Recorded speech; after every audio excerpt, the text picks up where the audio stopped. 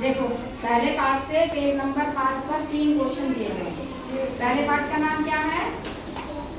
चिड़िया का गीत। चिड़िया का घोंसला। ठीक है, पहला जो हमारा है ऐसा वर्ग प्रार्थना की गई है। उसके बाद पहला हमारा यही बनता है घोंसला। किसका घोंसला? हाँ, पहला प्रश्न है चिड़िया को यह संसार कब कब छोटा लगा। तो कब लगेगा छोटा? जब उसी के अंदर रहती है घोंसले के।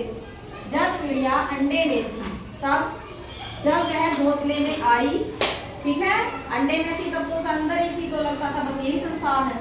उसके बाद घोंसले में आई और जब वह बाहर शाखाओं पर निकली तब उसे यह संसार छोटा लगा। ठीक है।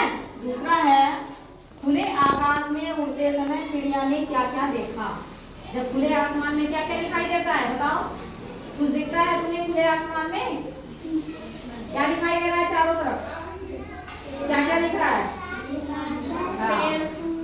तो खुले आकाश में हम सबको दिखाई देता है। तो चिड़िया को क्या दिखाई दिया था जिससे उसे लगा कि संसार बहुत बड़ा है? खुले आकाश में उड़ते समय चिड़िया ने पहाड़, नदी, समुद्र, खेत, बाग बगीचे, शहर, गांव और दूर दूर तक फैला हुआ आकाश देखा होगा।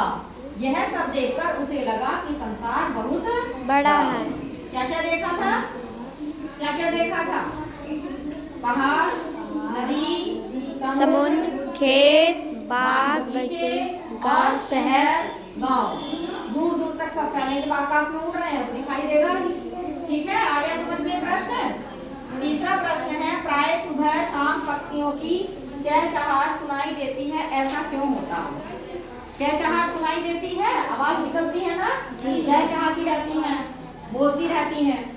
तो क्यों होता है ऐसा? सुबह जब पक्षी जागते हैं और शाम को जब वापस अपने घर लौटते हैं तब वे गाते हैं तथा एक दूसरे से बात करते हैं। गाते रहते हैं, बात करते रहते हैं, चहचहाहट उनकी आती रहती है। सुबह सवेरे भी देखा होगा, सुबह के समय जब उठते हैं, है ना? देखा है चिड़ियों की चहचहाहट को? हाँ, तो वो आपस में बातें करते हैं और शाम को देखो अपने घर लौटते हैं। ठीक, तो ये 3 प्रश्न थे। चिड़िया को यह संसार कब छोटा लगा, कब बड़ा लगा, और जब आकाश में उड़ रही थी तब उसने क्या क्या देखा, और सुबह वे आपस में क्या बातें करते हैं।